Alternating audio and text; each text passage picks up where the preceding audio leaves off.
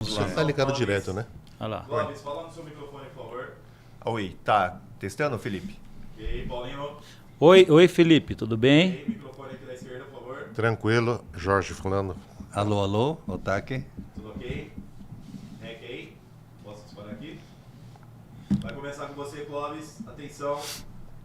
5, 4, 3, 2, 1. Gravando. Bem-vindos, amigos do Cosmos Clube, ao nosso primeiro Cosmoscast. Só um minutinho. 3, 2, 1. Gravando.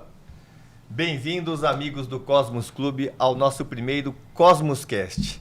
Bom, a ideia desse programa é nós estarmos reconhecendo e enaltecendo as pessoas ilustres que fizeram a história do nosso clube e que são cheias de histórias. E dentro desse contexto, nada melhor do que a gente começar com um grande contador de história que é o Otaki-san. Eu estou aqui em companhia do Paulino Emiliano, nosso diretor. Oi, pessoal. Pô, bem-vindos aí ao nosso primeiro podcast do Cosmos Clube, né? Como que chama, Kate? Cosmoscast. Cosmoscast, muito legal. E em companhia do Jorge Kuta, nosso outro diretor. Beleza, Kate. Uma excelente ideia fazer esse podcast. Vamos participar. E agora a estrela principal, Otaki-san, Yoshitado Otaki, vai contar um pouquinho mais sobre a sua história, né? Otaki-san, para o pessoal que não o conhece, conta um pouquinho da sua origem, onde o senhor nasceu, de onde o senhor onde é de Mogi, como a sua família veio parar no Brasil. Conta um pouquinho para a gente, por gentileza.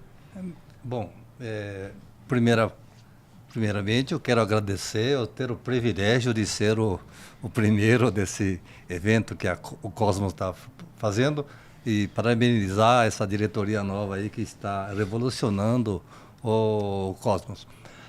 Eu nasci em 15 de agosto de 1940. Esse 15 de agosto é um ano emblemático para o povo japonês, porque foi o fim da Segunda Guerra Mundial, a Guerra do Pacífico. A guerra em si terminou no dia 14 de agosto, quando os militares se renderam, mas efetivamente o imperador fez o discurso público no dia 15 de agosto de 1940. É um ano interessante porque são 2.600 anos de Império Japonês. O Império Japonês é reconhecido como o país mais antigo do mundo. Começou há 660 anos antes de Cristo, mas 1940 são 2.600 anos. É muito interessante isso aí. Eu nasci no dia 15 de agosto e... Mogiano? Não, eu nasci em Paraguaçu, em que a imigração naquela época foi bastante intensiva ali na região da Alta Paulista, que chama, lá no caminho para Presidente Prudente. Paraguaçu Paulista, aquela Bastos, aquela região Rancharia, tinha muitos japoneses. Meus pais vieram em 1930, Santos Maru, né? E, bom, meu pai veio junto com o irmão e a minha mãe. O meu tio faleceu depois de um certo tempo e a minha mãe ficou com meu pai, né? Como é que o pessoal veio parar aqui em Mogi, Otaki-san? Então, acontece o seguinte, em 1945, meu pai me falou que escutou por um rádio de onda curta, escondido lá num caixote de arroz, e junto com os amigos escutou o discurso do imperador Hirohito. Essa foi a coisa mais dramática para os japoneses que moravam no Brasil. Bom, terminou a guerra, fazer o quê? Não tinha mais direito político, nem propriedade, confiscaram tudo. Falei, então, vamos ter que... Aquela ideia de ganhar dinheiro no Brasil e voltar para o Japão se evaporou. Agora tem que sobreviver no país. Daí, então, eles vieram para perto de São Paulo. Já tinham alguns amigos na região. Em 1946 ele pegou a família e veio para cá. Lá o meu pai foi um cara que ele teve alambique. Por isso você gosta tanto de Otaque-san. Isso é genético, isso é herança. Teve alambique. Né? O negócio do alambique não deu certo. E bebeu todo o estoque. E também eu lembro muito bem que ele era destilador de hortelã. Comprava hortelã, colocava num... Mas ele foi direto para Cocoera ou Taqueção? Foi para Cocoera, sim. Eu lembro muito. A única coisa que eu lembro, eu tinha 6 anos de idade, era... Mas quantos irmãos eram, Otaque-san? Não, eu tinha mais um irmão mais velho e um mais novo. Os outros nasceram aqui em Mogi das Cruzes. E Cocoera, que era um matagal só, não tinha Olha, vestígio de é civilização impressionante que Cocoera, no tempo que eu morei em Cocoera, era mais desenvolvido do que hoje. Porque ali moravam muitas famílias japonesas. E no grupo escolar que eu frequentei, comecei a frequentar em 47, aquele ano eu tive uma pequena infecção pequena não, muito séria, aí eu perdi um ano, fui para São Paulo, foi o ano que apareceu a penicilina que me salvou o olho. Então, naquela época é interessante, tinha 41 alunos, 40 de olho puxado. Só um que não era japonês. E lá só falava japonês. E já era aquele Sentaro Takaoka? Não. Ali atrás do posto Shell hoje, né? Tem lá umas construções que aquilo era a escola rural que tinha lá. A mãe do Keiichi estudou lá também. Nós morávamos na mesma estrada, 3,5 km, a gente caminhava todo dia a pé. Minha mãe falava que não tinha sapato, o senhor também não tinha sapato? Todo mundo descalço, o problema era tropeçar nas pedras, machucar o dedo e todo dia. O problema. Mas a gente carregava umas alpargatas roda, que era umas cordinhas na sola, e em cima era a lona. Carregava para entrar na sala, a gente botava o sapato. Ia descalço até a escola e só colocava... Todo mundo. Só tinha 2 caras que eram bem riquinhos, andava de bicicleta, a gente corria atrás. Um bando de 10, 20 caras, todo dia indo e voltando, né? Então, realmente, olha, era muito interessante. E naquela época, aquela região de Cocoera, era bem cultivada, tá? Era fruta, era verdura, tudo. E na volta a gente assaltava pomar de pera, pomar de caqui, pomar de uva, não faltava comida não. A infância, então, foi uma infância bem saudável. Uma infância fantástica. Eu acho que uma infância daquela riqueza as crianças hoje não vão poder mais ter. A gente voltava para casa, arrumava os estilingue, ia na beira do rio, fazia umas bolinhas, que eram... e a mãe fazia um embornalzinho, a gente tinha material para chuchu. Otaque-san, mas daí ficou a vida toda Mogi ou acabou indo embora e voltando? Não, depois quando estava lá no 5º ano, aquela época primário tinha 4º ano e inventaram o 5º ano. Eu fiz o 5º ano. No 5º ano meu pai comprou um terreno onde nós moramos hoje e eu morei até 59. Mas ali, por exemplo, em Cocoera, o senhor estudou até a 8ª série, por exemplo. Depois no antigo colegial, o ginásio, não sei como se chamava. Aí tinha que vir para a cidade estudar? Não, ali era só 5º ano só.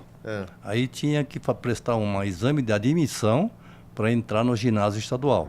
Naquele tempo chamava Ginásio Estadual e Colégio Normal de Mogi das Cruzes. Aí já mais na parte urbana de Mogi.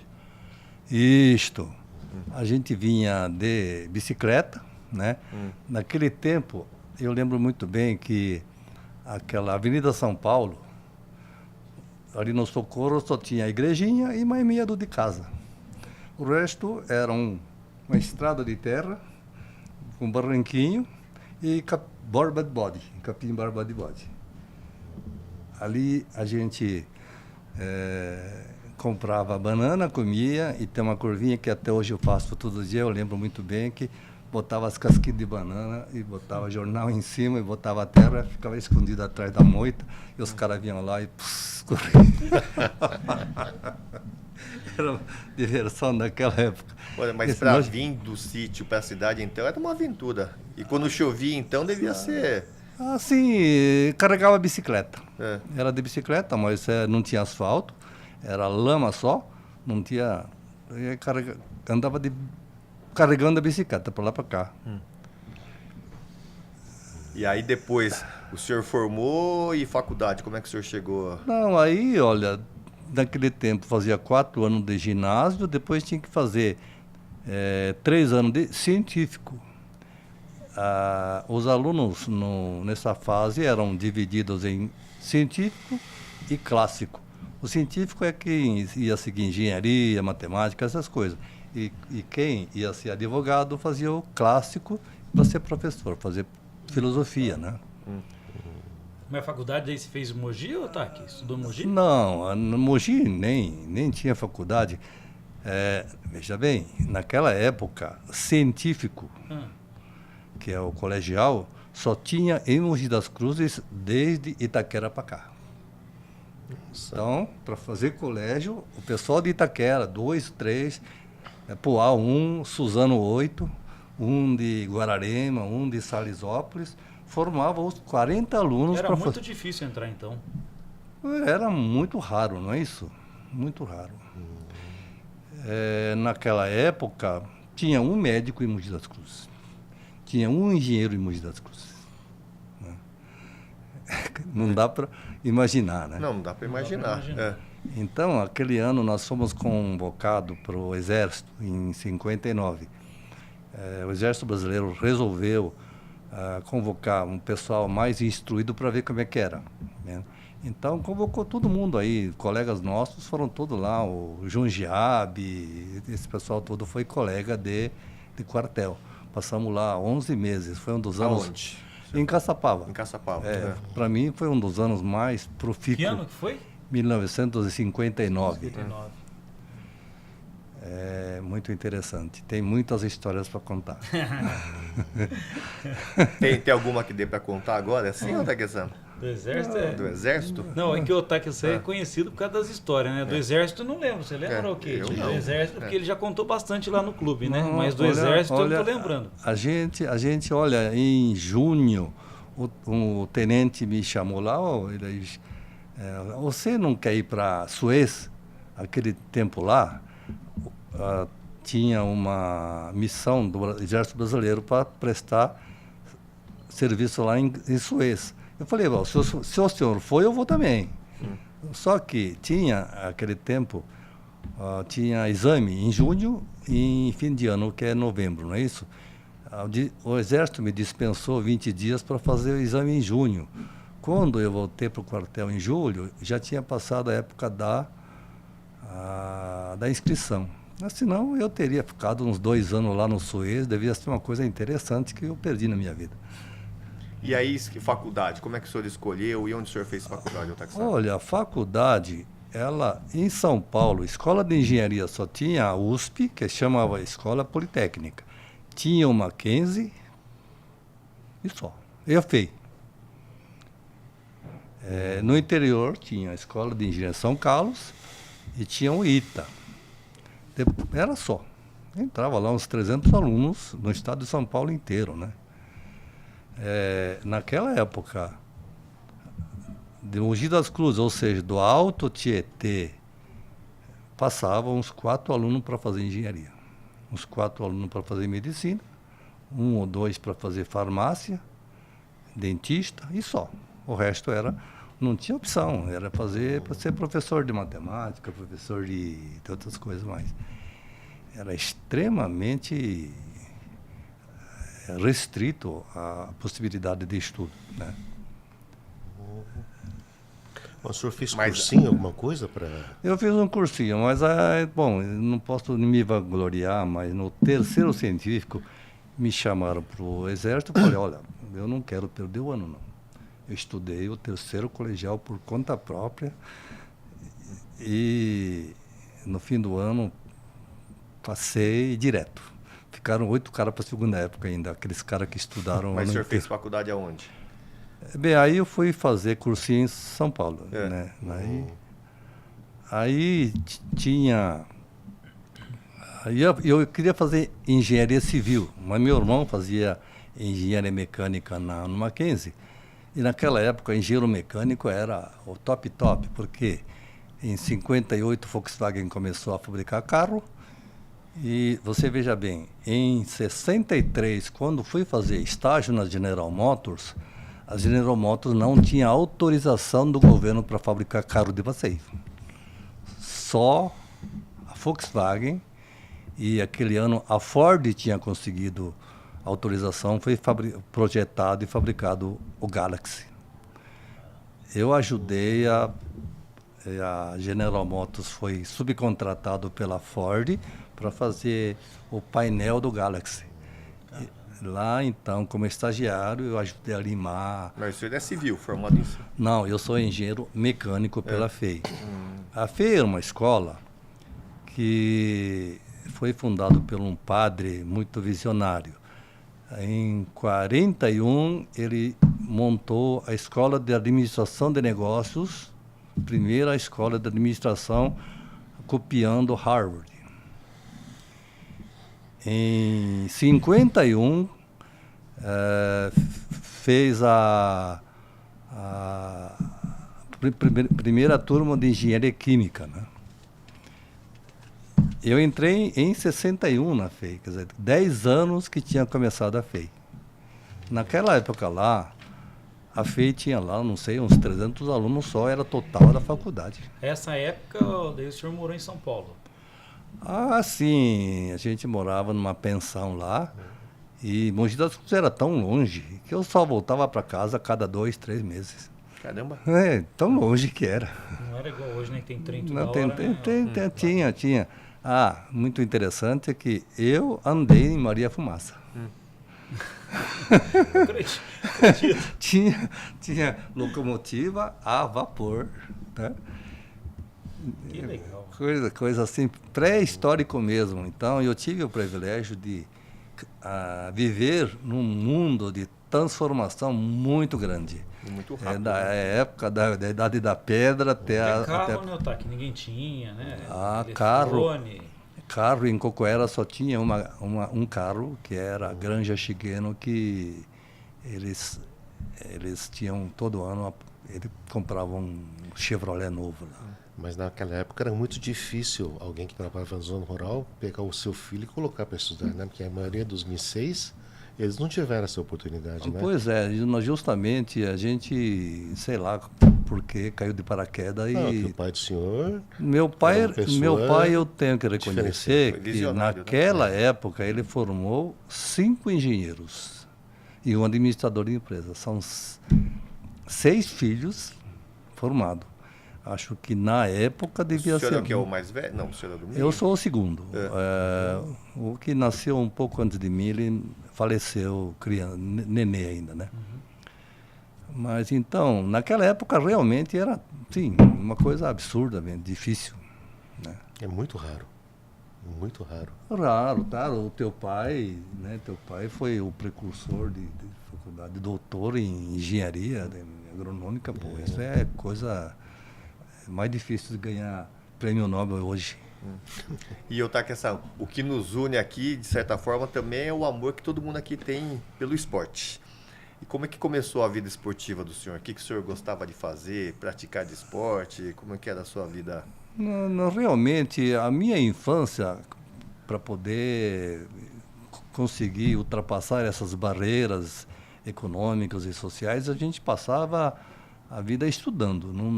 Não tinha tempo de ficar praticando esporte ou namorando, não. Porque nos tempos de folga, a gente tinha que trabalhar. A única coisa que a gente conseguia de emprego era ser professor particular, que era muito bem remunerado naquela época lá.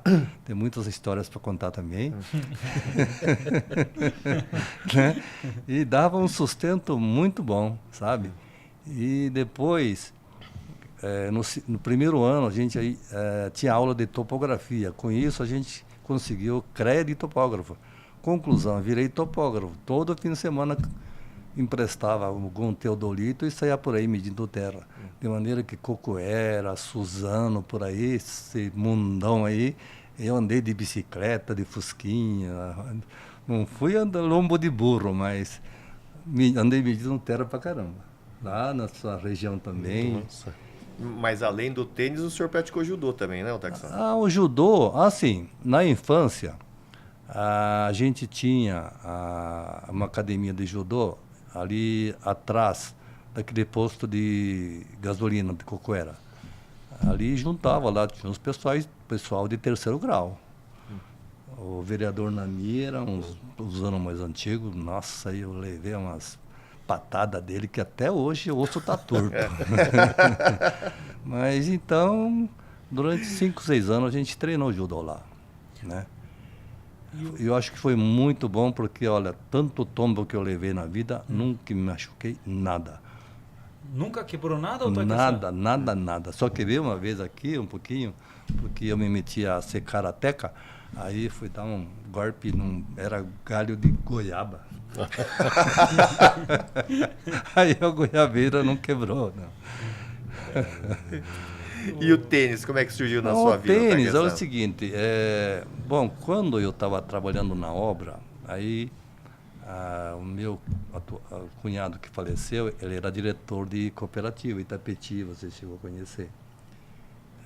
Então eles pleitearam uns financiamentos no governo, e aí o governo queria incentivar, aí iam conseguir um grande financiamento. Agora, sai financiamento, de quem é que vai tocar esse negócio aí? Aí meu cunhado foi me buscar lá no interior, lá, tá? No começo eu vim aí, mas falei, caramba, tá tão bem lá, mas no fim, meu pai era presidente da cooperativa, aí eu tive que vir aí para construir as fábricas de ração, incubatório aí. E nessa época aí que começou a aparecer o tal de tênis. O pai do falecido Yoshio, ele conhecia um pouco, ele me comprou uma raquete de alumínio Procópio, né? E começamos a bater. Mas jogava onde? Olha, a quadra, o cunhado construiu uma quadra de saibro lá na casa dele, perto da Eugene. Depois o Nagal construiu o Shibata. Em frente ao Cosmos tem aquela... né? Onde os Sete caras Lagos. lá, né? Isso. Então, nós começamos a jogar por aí. A história é muito interessante. Um dia eu estava no escritório de engenharia, toca o telefone, fala, eu sou o Ematsu. Eu ouvi dizer que o senhor joga tênis. Falei, jogar tênis eu não sei, mas o senhor sabe contar? É 15, 30, 40, né? Então o senhor joga. Vamos para Londrina? Vamos. Aí começou uma história. Mas nessa época o senhor não era frequentador, não tinha o Cosmos ainda? Ou já tinha? Não, Cosmos eu entrei em 78. Mas era onde é hoje? Justamente lá. Ali foi construído primeiro aquele ginásio, a piscina, depois uma quadra de tênis. Uma quadra e meia. O senhor chegou a acompanhar o Cosmos quando era lá no Mogi Lara, ou Otacsan? Não, nessa época eu não estava em Mogi, porque em 59 fui para o Exército, voltei, fiquei 5 anos na faculdade e depois eu trabalhei o Brasil inteiro aí fazendo obras de hidrelétrica. Viajou o Brasil inteiro. Fazendo obras. Depois, em 74, que eu voltei para Mogi. Acho que aquele ginásio foi construído lá para 76, Não, por a aí. inauguração foi 7 de setembro de 80. 80? 7 de setembro de 80. É? Isso eu tenho certeza. 80. Eu também estava lá. Você estava lá. Ô, Tac, mas Então, a quadra de tênis lá embaixo, o Eduardo tá aí, pegava os 3 moleques que nós treinávamos no sítio do Kojima, lá na Vila da Prata, tinha um senhor que tinha a quadra lá. E lá, de vez em quando chovia, não dava para ir, então entrei no Cosmos, acho que foi em 78, por aí. Naquela época, Cosmos tinha uma quadra e meia. lá em cima, tá onde o Ratilo dá aula. A primeira quadra. Por que 1,5 quadras? Peraí. O pai do Kate com um amigo dele, Fukusen, sábado ia lá, ele estava jogando. A outra quadra que o Gilson dá aula, metade dava para usar, porque o resto era capim. E a tela é da cercada de tela de galinheiro, né? Tela de galinheiro e aquelas riscas era de pau, sabe? Não, Os pau ficava ali, chovia. Acho que é legal ter essas histórias, né, Otaki? Porque a gente Então, tá com muito sócio novo lá no Cosmos, né? Isso. Que chegaram agora, tá vendo tudo prontinho, mas não imagina como que surgiu tudo aquilo lá, né, Então, Otaki? aquelas quadras lá, nós temos que reconhecer o grande mérito do Cunil, tá? Cunil, caramba, como é que o cara... Kunio Yashima. Kunio Yashima. O cara teve a coragem de Visionário. querer projetar aquelas quadras lá. E também teve lá um sócio novo, que era gerente lá da Dresser, fabricava aquelas máquinas de terraplenagem. E teve um ano lá que aquela fábrica era Ubervarco. Queriam trocar o motor por um Mercedes. Então tinha que fazer teste. Aí, sei lá que transação que eles fizeram lá. Ele e o cara chamava mesmo? O táxi tinha um bigodinho? Shigaki, um baixinho. Ele vinha todo sábado com 2 tratores e raspou todo aquele Cosmo, aquelas ruas que tem lá, ele levou a terra para aterrar lá embaixo. Tá? Naquela época, no Cosmos, quando chovia, a gente tinha que deixar o carro lá na capela, porque o carro não conseguia subir. Isso.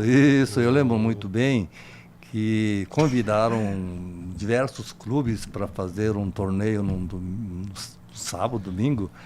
E na véspera, né, tudo cheio de buraco, os caras foram lá preparar a terra bonitinho. Quando choveu, cara, virou um lamaçal, subiu um carro só, um fusquinha, o resto ficou tudo, os caras na rua lá.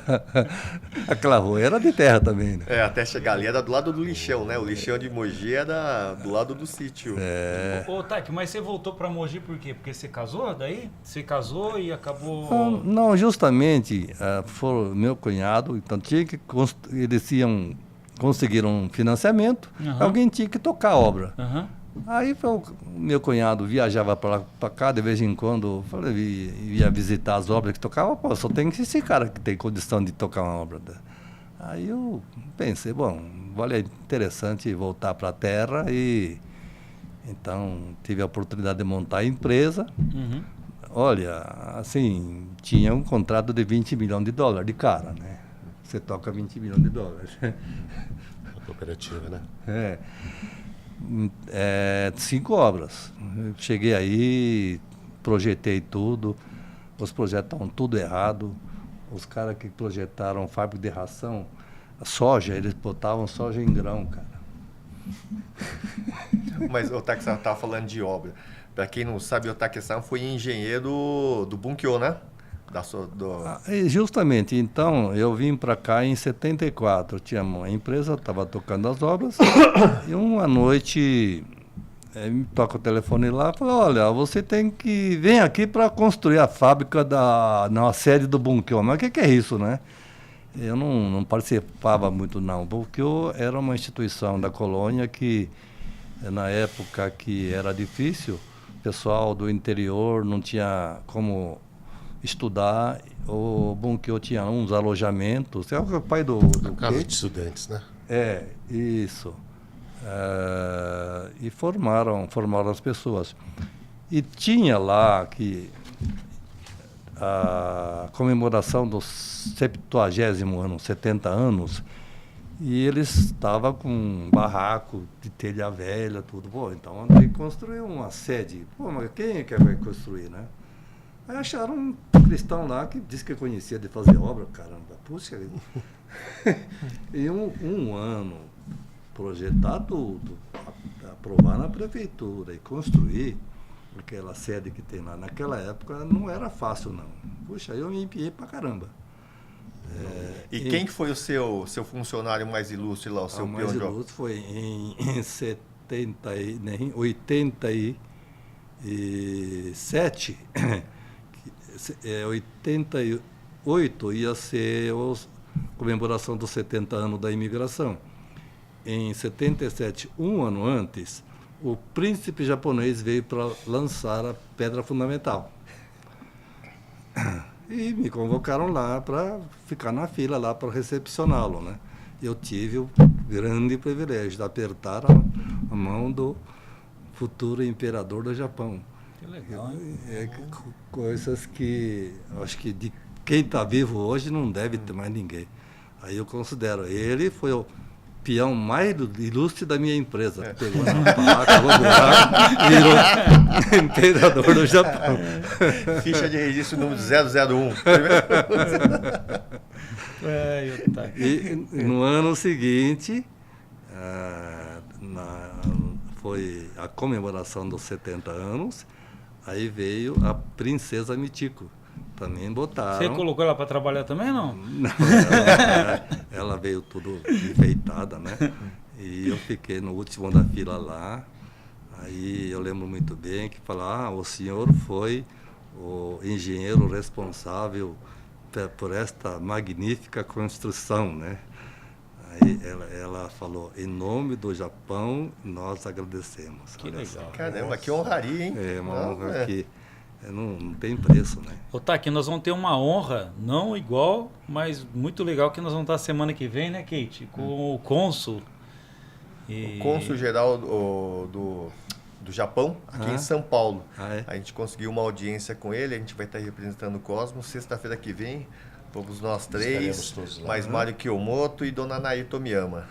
Parabéns, parabéns. Isso aí. Parabéns, Quem sabe ele não vem visitar o clube aí. A gente está tentando fazer um pouquinho de história também, né, Otaki? Tem que ter. Não, vocês No futuro a gente tem que contar umas histórias lá no clube. Lá, eu posso afirmar que vocês já são protagonistas dessa história do Cosmos. E por falar em história, Otaki-san, tem uma história muito famosa que todo mundo fala, que é a história da tal da carne de mamute. Conta pra gente aí, o que é essa história essa aí? aí tá.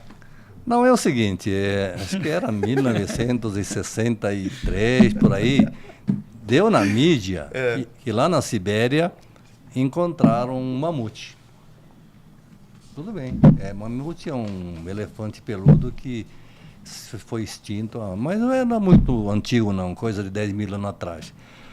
Naquela época, na Brigadeiro, eu tinha alugado um quartinho, e eu estava estudando um domingo à tarde, e lá no quarto do vizinho, eu sei que faziam, de vez em quando, juntavam os caras lá, japonesados, faziam uma zoeira, e a gente não tinha nenhum contato, não. Mas daquele domingo, lá para as 3 e pouco, bateu a porta, ele falou, nem bom dia, nem boa tarde. Ele falou, isso aqui é carne de mamute, viu? Experimenta, porque no mundo pouca gente vai ter essa experiência. Me deu um toquinho de 1 centímetro do negócio lá, pôs na boca, carne de mamute, não dei importância nenhuma, ligação nenhuma. No dia seguinte, na manhã seguinte, segunda-feira, a dona da peça falou, ô Take-san, o senhor fulano de tal deu a carne de mamute? Aquele é mamute mesmo? Diz que é mamute. Ô, louco. Falou, então né, Otaki? Você vê, turma, ninguém acredita, mas recentemente saiu também, encontraram outro mamute na Sibéria, né? E parece que naquela época lá, esse mamute estava congelado, estava bem conservado. Esse japonês, no quarto vizinho, ele fazia parte dos clubes de comida exótica no mundo inteiro. Então encontrava um bicho estranho, cortava e espalhava para o mundo. Então, olha, se é verdade ou não, não sei. Essa é a versão minha. Acredita se quiser, né? Mas numa história mais recente, Otaki-san, conta a história do rapaz que entrou no seu carro quando o senhor estava voltando, indo para casa, saindo do trabalho na rua Ipiranga lá. O que aconteceu? Naquele tempo a gente andava zoado. Trabalhava, acho que perto onde você morava. E eu morava lá perto da Eugênia. Peguei o carrinho na hora do almoço. aí perto da padaria Copacabana, ali na... Deodato com a Ipiranga. Isso. Aí eu tava com meu fusquinha vermelho, um cara ia entrar, vai pra Dutra. Falei, não, que Dutra, o quê? Eu tô indo pra casa, cara, meu. Aí já tava perto da padaria Copacabana, peraí, eu te levo pra Dutra. Primeiro eu tenho que pegar o pão, tá?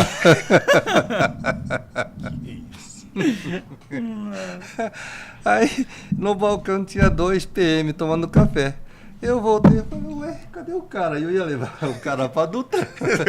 Depois caiu a ficha, ué, acho que aquilo era um sequestro, cara. E nunca mais viu o cara. Não, sei lá, o cara... O cara faz japonês é muito louco. Não, Eu doido, sou doido. louco, mas japonês é mais que eu, cara. Olha só. Não, eu gosto da história do Otaki, da rotatória do Cosmos. Essa é boa, que Não, você essa ficou lá. isso aí Essa você, é verídica, não, Otaki. não, isso aí não é verdade, não. É verdade, Não, Otaki. o- Tem a- prova. E a história do gato que aprendeu a dar descarga, Otaxá? Como é que é? A história do gato que aprendeu a dar descarga.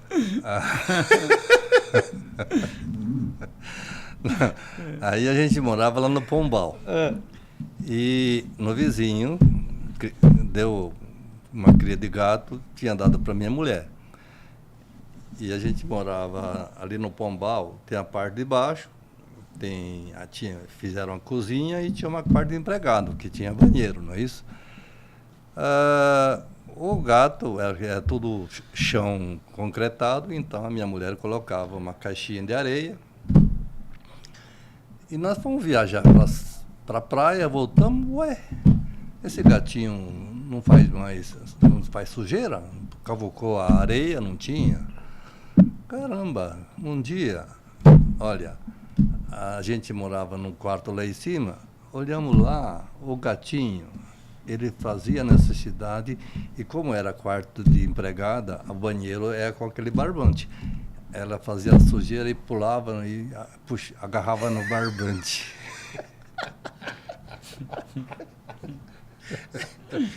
Baixava a tampa do vaso ou não? Não chegava tanto, não. E olha, isso não é mentira, porque recentemente, uns 2, 3 anos atrás, saiu na televisão mesma a imagem no gatinho americano lá que fazia isso aí. Ó. Vocês podem ensinar um gatinho, olha... Tá vendo que o brasileiro é mais avançado. E o Taqueçá também gosta muito de pescar, que todo mundo sabe. Ah, sim. E é verdade que o senhor já se perdeu no Mato Grosso pescando? Não, perder, nunca perdi, não. Não, se perder? Os colegas que se perderam. Né? O teu pai conhecia o jacaré, o fuminho e o capivara. Olha só, fuminho, o macaco, capivara e o jacaré. Se perderam. Saíram de tarde, não tinha motor, pegaram o motor pequenininho, saíram de tarde e não voltou. Aí, caramba, chegamos lá, 6 e pouco, no escuro, cadê, turma? Não chegou. Aí nós saímos até 11 horas, para lá, para cá, procurar. A gente, de manhã seguinte, olhando lá nas quebradas, lá, toco, para ver se tinha algum, né? No fim, lá para as 9 horas, apareceram lá. Não são coisas de pescador, não tem problema nenhum. Não, acontece, né? Agora esquecer a Dona Yoko, eu sei que você esqueceu também uma vez, né? Não, isso é outra... Mentira, isso Isso é lenda também. É lenda? É versão trocada das coisas. Como que foi essa história, Otaki? Não, ali no Dresser, onde jogava tênis, tinha um clube lá. E fizeram uma festa. E lá pelas tantas, a minha mulher chegou e falou, vamos embora. Eu falei, mas pera aí um pouco aí. Fica mais um pouco. Tá bom, ela falou. Então eu vou lá no outro lado lá jogar algumas coisas com minhas amigas. Eu ia embora, fui para lá, procurei ela. Olha, cadê? Será que foi embora, né? Capaz que foi mesmo, foi com alguém, né? Aí eu fui embora. Cheguei em casa, estava o irmão cadê a mamãe? Ué, mamãe não foi com você?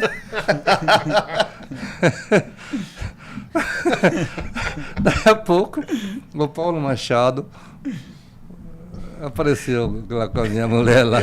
Eu falei com o Paulo Machado hoje. Puta que saco. Aí a minha mulher falou, ué, mas olha, eu te procurei, não achei. Ela falou, desculpa. Olha só, minha mulher falou, desculpe, cara. Tá bom. Deve ter apanhado ali, mas tá. Não, como apanhar? Ela pediu desculpa, falei, não, deixa pra lá, não tem problema não. E lá no sítio, Otaque, tem uma história que o senhor primeiro criou cobra e depois criou abelha. Conta um pouquinho pra gente aí. Ah, a história das cobras é esse. A gente era moleque, naquela época lá, o Instituto Butantan recolhia as cobras e mandava uma caixinha separada no meio, né? E quem encontrasse as cobras, colocava lá, levava na cooperativa, depois mandava para Butantan. Uma época, faltou caixa. E eu pegava as cobras, cadê, né? Eu resolvi fazer um poço. Enfim, cavoquei lá, umas 2 semanas, toda a tarde, fiz um buraco de 1,00 e tanto de largura por 1,00 e tanto de fundo. Pegava as cobras e tinha lá uma dúzia de cobra. Meu pai não sabia, né?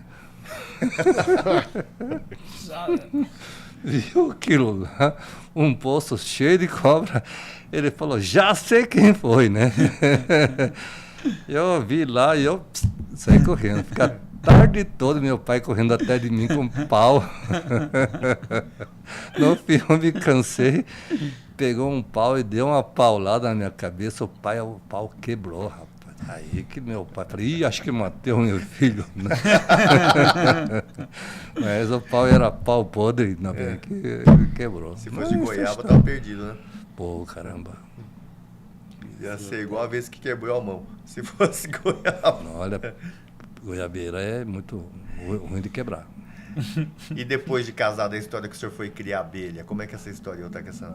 Não, essa história de criar abelha, já estava no cosmos, né? Achei interessante criar abelha, porque o mel é muito bom.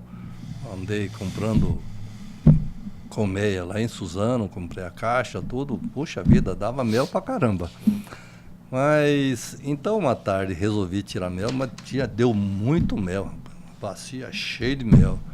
Aí eu levei a bacia e fui lá na cozinha fazer alguma coisa, as abelhas estavam lá cheias, voltou lá na bacia, que era longe da colmeia. Eu ainda estava com aquela roupa de astronauta, de proteção, mas entrou uma abelha aqui, sabe? Aí eu saí correndo, as cachorradas viu, corria para lá, para cá, corria para lá. Nossa, olha, abelha brava, você... Atacando os cachorros? Atacando os cachorros, eu escondido debaixo do mato lá e bati lá, caramba. E fecharam as portas, tudo, caramba. E eu não podia nem entrar porque não ia abrir a porta. Então, nunca mais me deixaram tirar mel. Eu sei que as abelhas estavam cheias de mel. Depois de alguns anos, um dia pegou fogo lá no mato, aquela colmeia ficou 10 dias queimando. Porque a cera, não é isso? Noite e dia fica queimando. Caramba.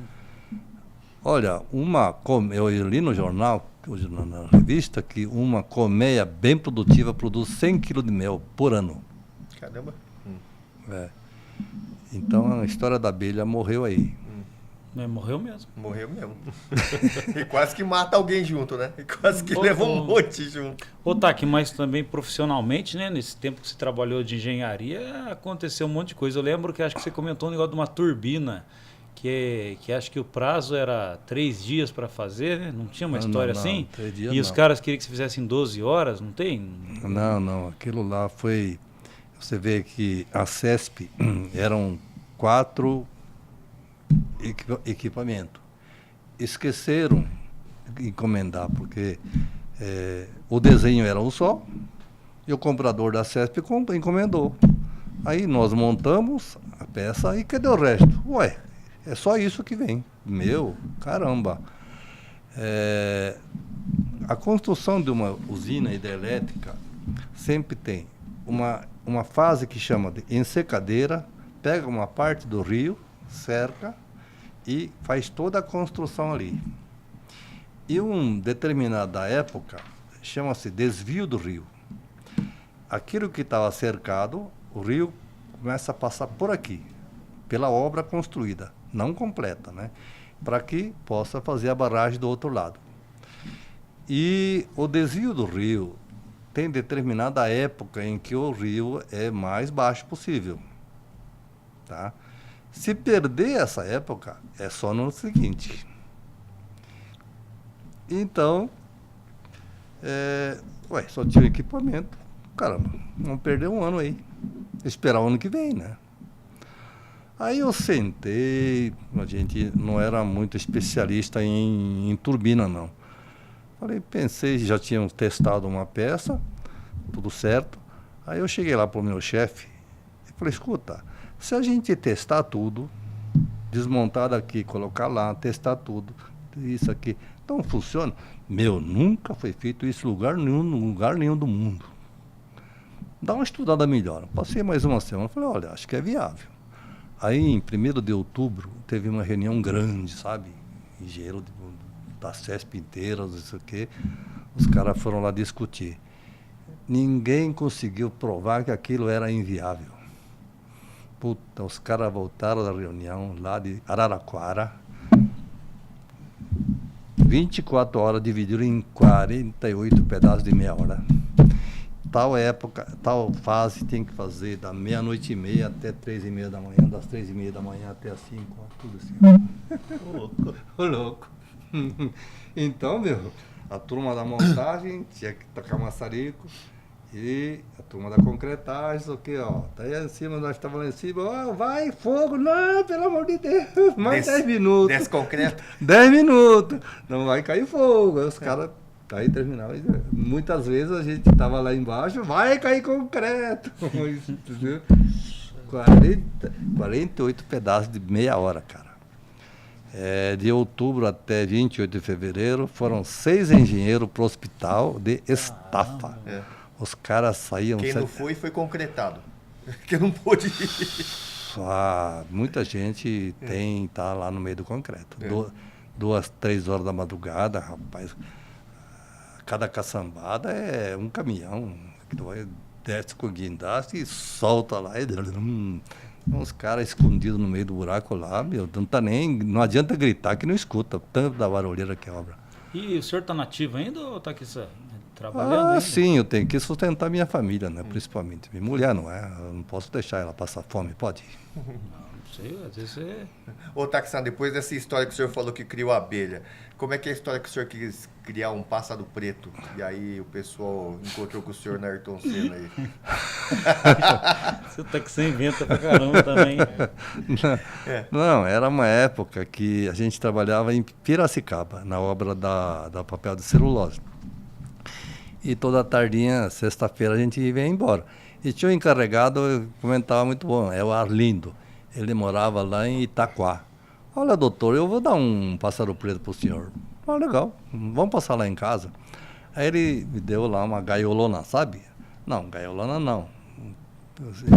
Então, arruma um negócio pequeno aí, deu um alçapão. Aí eu trouxe. Aí em frente à Companhia Suzano tinha um comando lá. O senhor tá aqui. O problema é o seguinte, estava com um carro que tinha dado para o Carlos usou, depois passou para mim. E o guarda, o PM lá, olhou, o guarda rodoviário, o senhor deve ter outro documento. Olha, é isso aí que eu tenho. Semana passada eu fui lá no Rio, Polícia Federal disse que está tudo certo. Não sei o quê. Depois ele ligou lá com a central, escuta, o seu IPVA está com uns 3 anos de atraso. Vou ter que aprender o teu carro. Caramba, então, fazer o quê, né?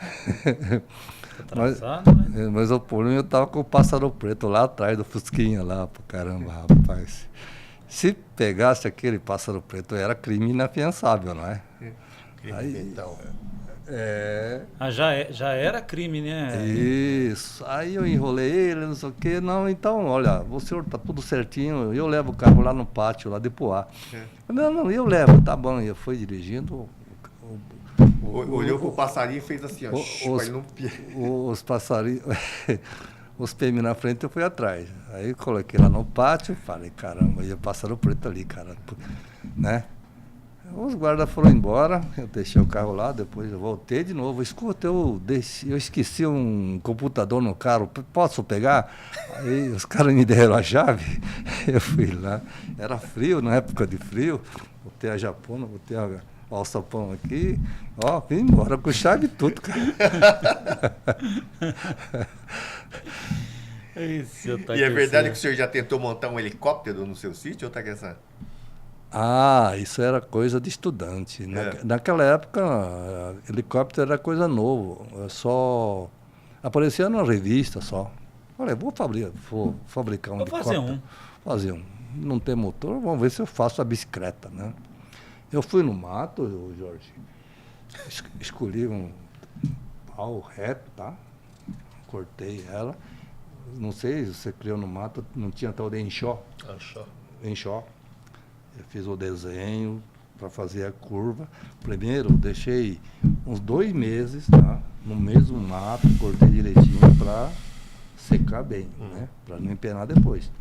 Aí eu fiz a hélice, 2 metros cada lado, era uma hélice e tanto. A hélice estava pronta agora. E a motorização? Inventei. Bom, precisa de engrenagem. Aí começar a procurar no ferro velho, cara. Todos os ferro velho do Mogi, de bicicleta lá, escuta, explicava pro dono do ferro velho, olha, precisava de um negócio assim, isso aqui serve, não, tá muito grande, isso aqui tá muito pequeno. Tá? Enfim, aquilo não foi pra frente, não. Por falta de peça. Não. Mas você era estudante de engenharia? Mas não. Não era estudante de engenharia. Estava no primeiro ano do colégio, sei lá. Mas daí você já tinha isso de gostar, então, de engenharia, né? Curioso. Já era curioso. Não curioso que, olha, naquela época, esse negócio de engenharia, talvez eu tinha tendência para isso, não. Eu tenho 2 patentes registradas no DNPI. É mesmo? Quando eu tinha 17 anos, eu fui até São Paulo. O Jânio Quadros era governador de São Paulo, tinha criado lá para Serviço de Assistência aos Inventores, SEDAI. E levei lá o rascunho, os caras desenham. Depois de 2 anos saiu a patente, uma capinha com fitinha verde e amarela. Viu? Do helicóptero? Não, era um comedouro de galinha. Os comedouros eram de fundo chato. Eu inventei que devia ser inclinado porque a galinha tinha que comer com bico. E o restinho meu argumento na invenção, o restinho que sobrava é onde ficavam as vitaminas e os sais minerais. Se fosse fundo plano, a galinha com bico não comia. Aí os caras aceitaram, aí então deram a invenção. Foi para frente. Daí para frente, pode ver que todo galinheiro é aquilo lá mesmo. Todo galinheiro tem, o coxo é inclinado. Mas rendeu algum dinheiro disso daí? Olha, negócio de ser inventor no Brasil não compensa. Pô, mas por quê? É uma invenção que está aí Por até exemplo, hoje. Ué. Essa válvula que tem no banheiro, que eu sei empurro e demora para automático, aquilo, o princípio é invenção minha. De caixa acoplada? Não, essa da torneira automática, né? Que você aperta. Você aperta ela. Sei. O princípio dela. Tipo um timerzinho esse também patenteado? O princípio dela eles aperfeiçoaram depois, mas o princípio é minha patente. Essa é a sua segunda invenção? É a segunda invenção. Caramba, Eutaque. Mas agora é o seguinte, inventor no Brasil não tem futuro. Por quê? Porque eles chamam de direito de privilégio, de você inventar, registrar e os outros não podem copiar. Mas leva 5, 6 anos para sair o documento e tem validade de 5 anos. Quando sai a licença, o direito já caducou. É domínio público. Mas o senhor chegou a produzir quando você inventou? Não chegou a produzir? Não, era tudo... essas patentes, é o seguinte, você não pode usar a ideia para comercializar. A regra é essa. Agora, para uso próprio, pode usar. Qualquer invenção, você pode copiar. Não pode comercializar? Não pode vender essa patente? Hã? Não pode vender essa patente? Mas quem é que vai comprar uma patente que já caducou? A semana passada eu li na reportagem que uma patente de invenção leva 11 anos para ser registrado. O direito prazo mais longo é de 15 anos. O cara vai tirar a patente, mas que enquanto vai fabricar, pronto, já caducou, todo mundo pode copiar. Sim. O Brasil é assim, cara. Isso aí tem que ser, no máximo, 1 ano. Então, o Brasil é isso aí. É. Nossa, mas isso é legal. Essa é uma história que eu não sabia que o senhor tinha aí. Essa vamos deixar guardado. É melhor você ser contador de história do que inventor, cara. Se for pra inventar alguma coisa, é melhor não inventar história. Aí, quer ver? Vamos lá. Como é que é essa história, que o senhor pegava e largava o carro na cidade e aí a pé para casa para melhorar o condicionamento? Não, isso é folclore, cara. Isso é folclore. O que você fazia? Você deixava o carro no centro e ia a pé? Não, isso aí é só quando estiver muito disposto, né? Olha, tem que andar, não tem que andar? Outro dia mesmo, eu fui a pé para casa. São 6 quilômetros. Olha...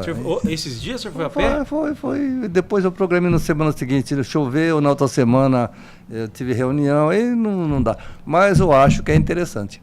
Eu vejo o senhor batendo bola, às vezes, no paredão. O senhor joga tênis quantas vezes por semana hoje, Otaki? Sábado e domingo. Sábado e domingo. Agora, terça e quinta, faço academia. Depois da academia, desço lá para bater paredão, 5, 10 minutos para relaxar. Mas eu já vi o senhor fazendo musculação, o senhor bota todos os pesos que tem ali no leg press e... Não, aquilo lá, olha, antes da pandemia, a gente botava 180 quilos. Depois da pandemia, quando eu voltei, rapaz, para botar 100 quilos estava difícil. Agora está com 150, vai levar mais uns 2 anos para chegar nos 180. E tem dia que o senhor vai nadar também, não tem? Já viu o senhor na piscina lá? Não, é nadando? o seguinte, eu nunca soube nadar.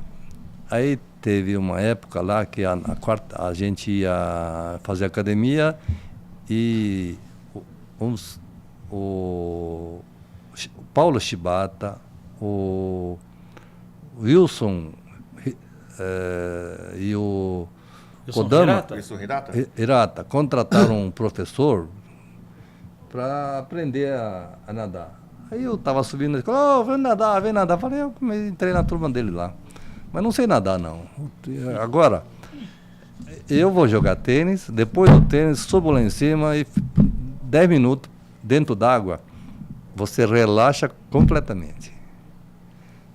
É impressionante. Eu recomendo para vocês. Depois de jogar tênis, entra na piscina 10, 15 minutos. 10 minutinhos. 10 minutinhos você sai relaxado e não dói mais o corpo, não. Sabe? Essa eu tô precisando eu meu sou ataque. suspeito. Nadar é voltar para a barriga da mãe, né? Outra coisa. Eu vi que na pandemia, grande parte morre por problema de pulmão. Nadar eu acho muito bom para o pulmão. Então... Com certeza. Fortalecer o pulmão é condicionamento muito importante para o dia a dia, né? Otaki, amanhã o senhor está no torneio de equipes lá do clube. Vai Sim. jogar, né? Primeiro tenho aula, 7 horas. Aí, ó. Nossa Senhora. Depois tem 11 horas, uma hora que estou na equipe da Denise. Não, você Da sabe... academia. Você sabe, Otaki, que a gente se inspira nas pessoas, né? E o senhor acaba sendo inspiração para muita gente lá, para mim e tal, que a gente quer chegar igual o senhor, praticando esporte, jogando, com certeza. fazendo aquela amizade, dando risada. A gente vê aí que o senhor curte a vida realmente. Meu. É muito Parabéns de verdade. É muito importante. É o seguinte, eu acho que são coisas que você não adianta nada carregar. É gás, líquido, sólido, mau pensamento e maus amigos. Descarta de vez. O mais rápido possível. Legal. E o senhor ainda vai, graças a Deus, além de ser um exemplo, é uma pessoa que vai fazer companhia pra gente aí durante muitos e muitos anos. Só que esse podcast vai ficar na nuvem e vai ficar para sempre, Otaki-san. Aí, assim, qual uma mensagem, um legado que o senhor queria deixar, além dessa que o senhor acabou de falar agora, de deixar os maus pensamentos, essas coisas que são enfadonhas para trás, que o senhor gostaria de passar para as próximas gerações? Olha, tem algumas coisinhas muito simples. Problema conjugal, não é isso? é bom a gente aprender a palavra sim, senhora. Aí se eu sei bem. Segunda, falar, ah, é? Qualquer reclamação, falar, ah, é? Terceira, que assim seja. Legal. Que legal. Bom, o Taki-san, e dentro dessa história toda que o senhor está contando da sua vida, tem algum momento mais marcante assim que o senhor fala assim, ó, esse foi um momento de virada na minha vida, uma coisa que me marcou demais. A partir disso tudo, desse momento, minha vida teve um rumo diferente? Olha, para falar a verdade, eu não lembro de uma coisa especial, não. É todo dia, é a mesma coisa. Agora, bom, o que eu quero é que é muito importante a gente poder ter a companhia de vocês, que é o que inspira a gente poder estar amanhã junto com vocês, entendeu? Assim, a preocupação hoje é fazer o clube para todo mundo, né? Todas as gerações. Então, por isso que a gente fica muito contente de ver o senhor participando, as crianças que estão lá agora, né?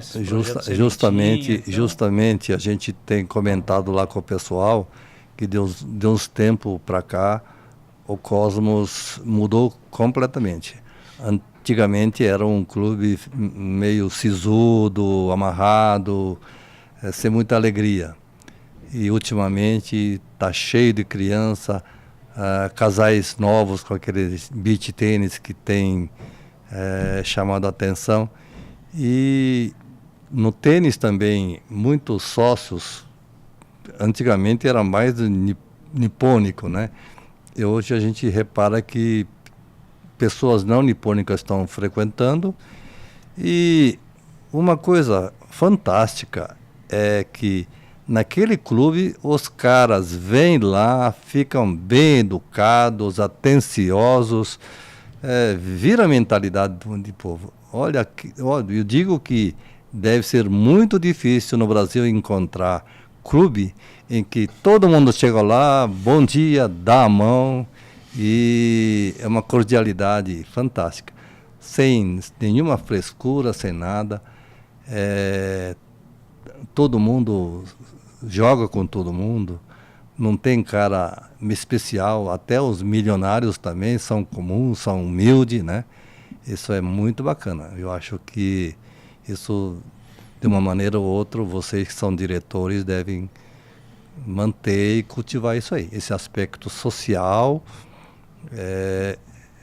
Isso demonstra uma cultura muito evoluída. Que bom. Bom, Taki-san, então, em nome do Cosmos Clube, em nome de toda a nossa família, comunidade, gostaria muito de agradecer a oportunidade de conhecer o senhor um pouquinho mais. Acho que a gente não tinha pé direito melhor para começar esse Cosmos Cast do que com o senhor. E agora Jorginho e Paulino vão... Trouxemos um presente para... Um presente para o senhor. Isso veio da hora. Obrigado pela sua participação. Olha, é um privilégio ser o primeiro da escolhido do Cosmos. Vamos ver. Mas é uma honra ter o senhor aqui no nosso quadro, que a gente agradece muito a participação. É a razão da gente... O senhor é exemplo para todos nós aqui. É a razão da gente tentar viver mais alguns dias. Isso aí. Anos. Não, nossa vida é questão de dias só. Se é 3 mil dias, 5 mil dias, 10 mil dias, faz as contas quantos são 10 mil dias. Nossa Senhora. É questão de Não faz pergunta. É coisa de engenheiro isso aí. Questão de Obrigado. Obrigado, valeu. Continua contando história lá no Cosmos, lá, o Taki-san, que a turma gosta. A gente parei de contar a história porque a gente... Peixe morre pela boca, depois o resto da vida pega no pé. Mas foi a boca que o trouxe até aqui para ser o primeiro entrevistado. Gente, acho que está chegando ao final, nosso tempo está ao final. Agradecer mais uma vez, mais uma vez de coração aí, viu? Obrigado, Kate. Obrigado por ter convidado também. Adorei. Fechou. Isso aí, Fê. Boa. Só vou liberar o estúdio pra galera aqui.